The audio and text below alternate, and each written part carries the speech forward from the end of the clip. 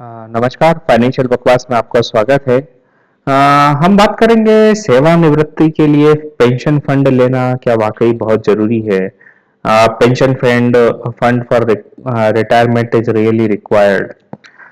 तो आजकल अमूमन आप देखते हैं जितने भी निजी नौकरियां हैं या सरकारी भी नौकरियां हैं, बहुत सारी नौकरियों में आजकल रिटायरमेंट फंड का प्रावधान नहीं होता है।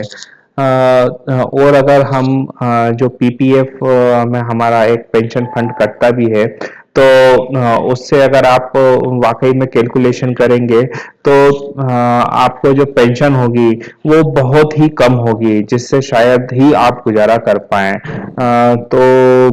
बेहतर है कि हम अपनी सेवानिवृत्ति के लिए अपना अपने आप ही उसका प्लान बनाएं। थोड़े सालों पहले ही एक पेंशन फंड नाम से बहुत सारी कंपनियों ने अपने जो फंड है वो मार्केट में उतारे हैं, जिसमें वो अलग अलग अपने म्यूचुअल फंड में निवेश करते हैं। तो उसमें अधिकतर में क्या होता है कि 100% फंड में वो आपका पैसा निवेश कर देते हैं, जिससे आपको रिटर्न जो है वो एग्रेसिव नहीं होते हैं, नॉर्मल होते हैं, मॉडरेट होते हैं, बहुत ज़्यादा अच्छे नहीं होते हैं। एवरेज लगभग 8% का रिटर्न होता है। पेंशन फंड फंड लेने के लिए जो उम्र होती है वो 35 से 65 साल की उम्र के बीच में आप पेंशन फंड ले सकते हैं, और 55 साल की उम्र के बाद में आप जो है अपनी पेंशन 15 साल के लिए ले सकते हैं। ये फंड इस तरीके से बनाए गए हैं, जो कि लगभग अगर आपकी जो भी टोटल ग्रॉस अमाउंट होगा उसका लगभग 3% आपको पेंशन में मिलेगा, और साथ में ये लोग उसमें बीमा भी देते हैं। जहां तक मैं समझता हूं, अगर 8% का रिटर्न है तो पेंशन फंड लेना कतई श्रेयस्कर नहीं है।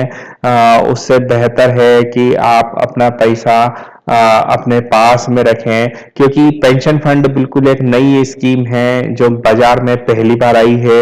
और जैसा कि मेरी एक मार्केट एक्सपर्ट से बात हो रही थी, तो वे भी यही बता रहे थे कि जो मेरी स्ट्रेटेजी है कि मैं अपना पैसा एसआईपी में लगा रहा हूं, और उसके बाद में जब मेरे पास में 10 साल बाद लमसम पैसा होगा या 15 साल बाद लमसम पैसा होगा, मतलब जितना पैसा मैं पेंशन फंड में लगाना चाहता हूँ उतना पैसा मैं एसआईपी के थ्रू म्यूचुअल फंड्स में लगा रहा हूँ।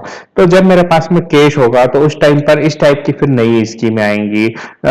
तो हमेशा ध्यान रखिए, जो नई टाइप की स्कीमें आती है उसमें बेनिफिट ज्यादा दिया जाता है बजाय कि ओल्ड स्कीमों के, पुरानी स्कीमों के।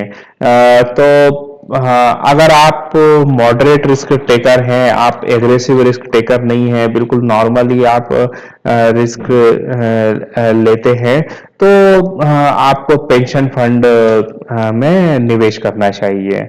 आगे हम बात करेंगे अगले वीडियोस में कि पेंशन फंड कौन से अच्छे हैं, क्या क्या फीचर्स होते हैं उसके लिए, जो आपको सेवानिवृत्ति के बाद फायदा करेंगे।